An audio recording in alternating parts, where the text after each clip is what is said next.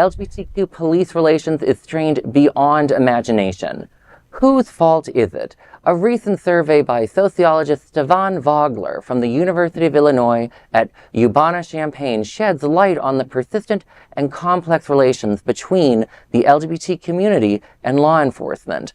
The study was conducted with Professor Valerie Jenness of the University of California and included a nationally represented sample of 1,598 people and in-depth interviews with LGBTQ participants. It found that LGBTQ individuals are more likely to be stopped, searched, arrested, and held in custody than non-LGBTQ people. Notably, 21% of LGBTQ respondents reported such encounters in the past year, compared to just 15% of non-LGBTQ respondents. The figures were even higher for transgendered individuals, with 33% reporting police-initiated contact. The study also highlights the continued use of insulting language and abuse by police officers, especially towards bisexual, transgender, non-binary, and queer individuals. Approximately 45% of transgendered respondents and 33% of non-binary respondents reported experiencing derogatory language during police interactions. Black transgender people were particularly vulnerable, with 53% reporting physical violence from police compared to 25% of white transgendered respondents. Trust in the police remains low among queer people, with only 71% stating they would call the police for help if victimized, compared to 87% of non-queer people.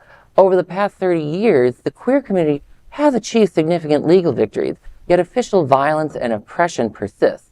Negative experiences and discrimination against the community are forcing it to view enforcement with law enforcement as with distrust. You know, I was looking at this survey, and there was also other racial inequities in the survey towards Black queer people.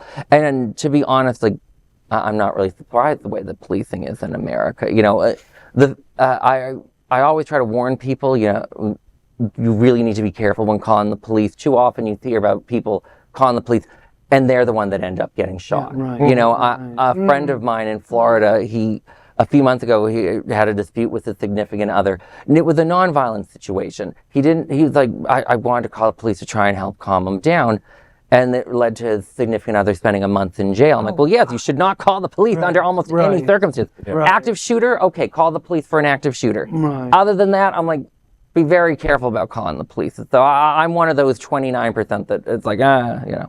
So were any of these LGBT people, like doing over 100 miles an hour on a motorcycle by any chance? I'm curious if that was involved in the arrest. Does anybody know? Okay, but no, seriously, our community has a long and questionable history with 5-0, right? The raids on Stonewall and other queer boards from time immemorial. You know, I used to think having queer people, like they've recruited a lot of queer people on police forces. Is there a change? Do we see a change? I mean, we're relatively lucky, I think. I mean, Fort Lauderdale and Wilton Manors Police Department, which is a region where we reside. And Chicago has gay police. Has been mostly decent to the LGBTQ plus community at large. But, you know, if you live in middle of nowhere, Ohio, and you're a gay person. Well, I mean, directly answer your question, though. Alex Vittel did a book, The End of Policing. He's an expert on policing.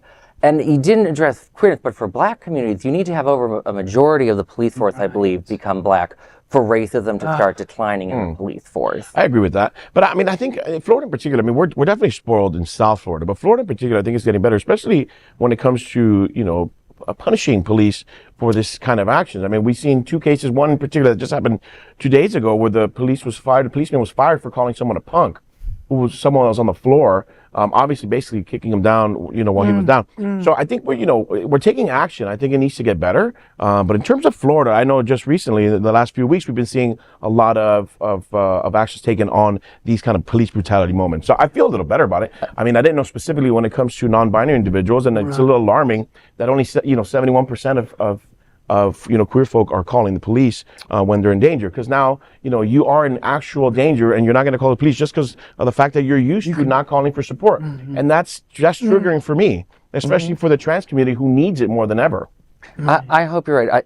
The most horrific police story I've ever heard was a Florida police officer who, this was 2 or 3 years ago, he kept pulling people over, claiming he smelled marijuana, and then magically found crystal meth. Oh, yeah. And it, all, really? That was a 200 real or 300 case. Yeah. people were sent to jail falsely. And I'm like, whatever we all think of police, there is a little bit too much power that we put in police. Yeah. And like, you know, any other government employee, we don't let them get away with that sort of stuff. So I hope you're right that we make better progress on that. I hope I'm right too, and I know that Forward Miami has done a lot of work with the police department, especially within Broward community. We do a lot of training with staff members for police brutality in terms of in regards to black and colored folk and or brown folk and the trans community. So at least someone's trying to do something about that. Some progress is good. Well,